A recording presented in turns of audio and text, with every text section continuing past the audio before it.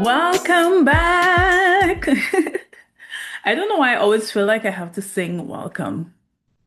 Welcome back to Reality with Tree, your mythical Caribbean reality TV experience.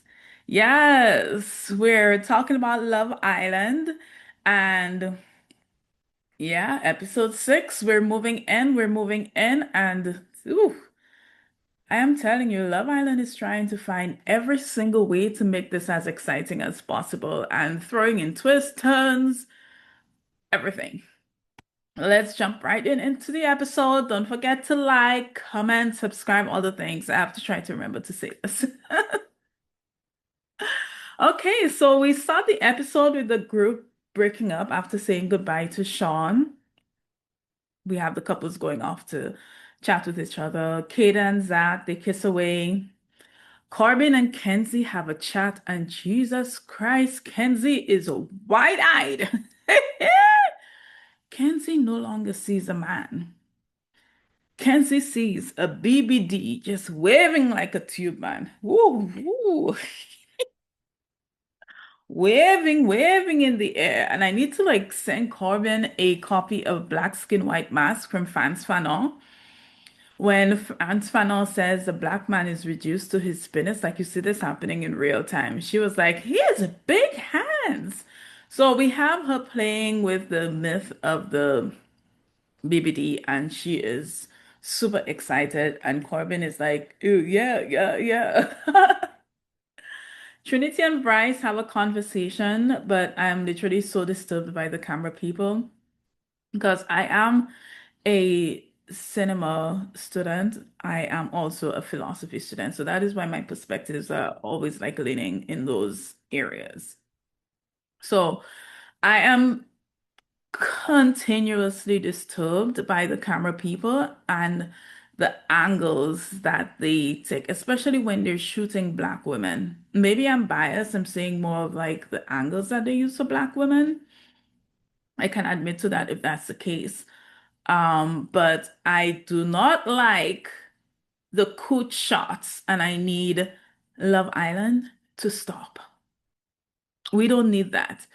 And the objectifying of these women is crazy. And I'm going to like leap forward to when Saul and Jen come in, and you see how the two women are shot quite differently. You have Saul being, you get a tilt from her cooch up to her boobs. So like full on cut up objectification. And you get some lovely side shots of Jen. So we cut it out. We don't need that.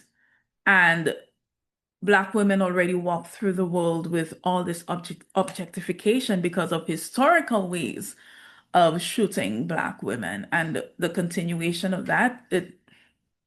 I mean, now that I have to look at it even closer because I would usually just watch Love Island for fun, but now that I have to look at this closer so I could properly review it, I am beginning to see this a lot more and it is disturbing. So I think I need to write a letter. Anyway, the other couples chat about being happy. I didn't say that Bryce and Trinity, they speak about being cool or whatever. Um, Bea and Gabriel. Now I need Bea to like pay attention to that intuition that is literally kicking her in the butt. And it won't shut up. She's insecure. She does not feel safe with Gabriel. And that is her cue to sidestep. Like women don't feel safe with their partner, but instead of stepping away, they find ways to feel safe. Like they ask questions, they try to be reassured. If you need constant reassurance, that is your cue to walk away. Please, bear. Anyway, the couples are done speaking. We see Kenzie hopping like a bunny into the room with the girls talking about tube man BBD. Ooh, BBD waving in the air for Kenzie, waving in the air. Yeah. Kenzie cannot wait to find out if that myth is true. The stuff of legend. Anyway, they get ready for bed, and I am reminded when Zach slaps Bryce's butt of the constant homoerotic we see playing out in the show with the men. Like these men are just like always all up on each other. I find it very interesting. Of course, I'm an ally if that's what you like, you like. But the way in which the men interact with each other, I find very open. They're always like flying up on each other, touching up each other, especially at night. And that's something to keep an eye out for. Anyway, we get to the following day, we go into breakfast. Bea and Gabrielle speak about their past relationships because Bea's like, yeah, I want us to like, get deeper into our conversations. Then Anaya is back on mommy duty. She's checking in with Sincere. She pours into him, and thankfully, he pours energy back into her. I swear this girl must be drained at the end of the day because she's always taking care of everybody. Then we see a girly chat with Bea, Trinity, and Kenzie. To BBD, Kenzie is still hoping for her Ken. And Trinity's like, yes, I can't wait for you to get your cowboy, and that is what Kenzie actually wants. So I hope Corbin knows like wh- what he is to her. Bea speaks about her fears. Um, well, Trinity asked about the girls. I don't know if it is production, editing that cut out when she was asked about like her experience, but we don't get Trinity's perspective on her experience. Um, yeah, let me, that would have to be cut out. Okay.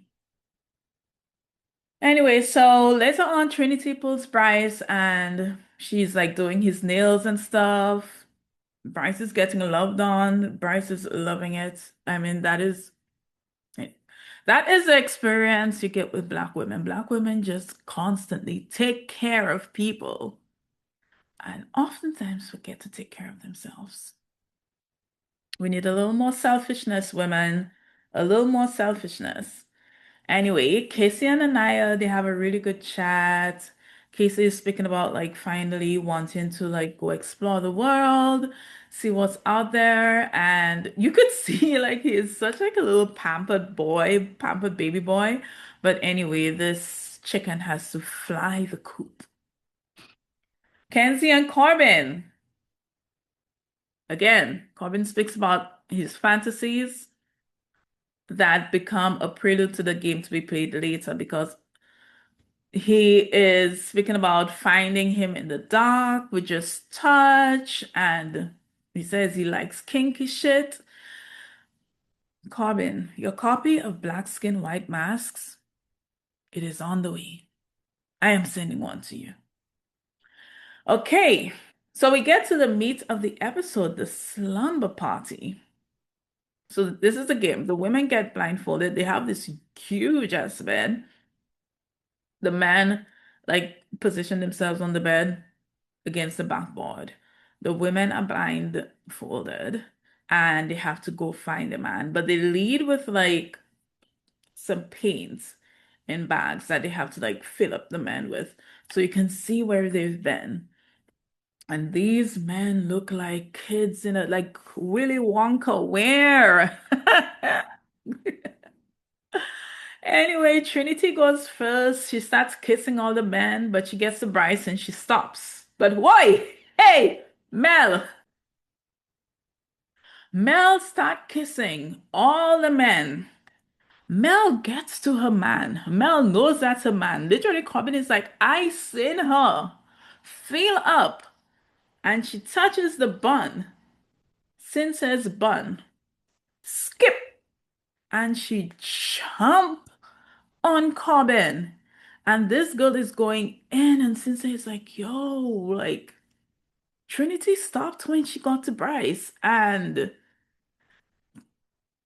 this girl went back and forth, back and forth. Sincere Ooh, ooh, ooh. It's giving the player is getting played. This girl, ooh, yo, yo, yo, yo, yo, yo. Mel is great fodder. When Kenzie goes, we have Saul hopping in. Saul is like a cross between Riri, Jada Pinkett, and literally like all the hot women we've ever seen on TV. Casey's eyes are like, she kisses all the men. The men are like cloud nine. I don't blame them. This girl is fire. Then while Kata goes, we have Jen coming in. Kata is so funny. She's like, by thine shaven legs I shall knoweth my man. She's gone about feeling all the legs to see where her man is. Woo! But Corbin is so excited because it's another white woman, another blonde woman, and slap him across the head with black skin, white mask at this point. Jesus. But Kata finds a man. She doesn't like kiss anybody else because she's filling up everybody's legs. She finds a man. And Jen like goes in, kisses everybody. Then we have Anaya who is last and she's feeling for her man and face whatever she has to fill up and then she finds him. Anyway, so the game is over. Ariana brings out the girls and asks, boys, how are you feeling? Kezia is Thomas is like, I feel blessed. And I was like,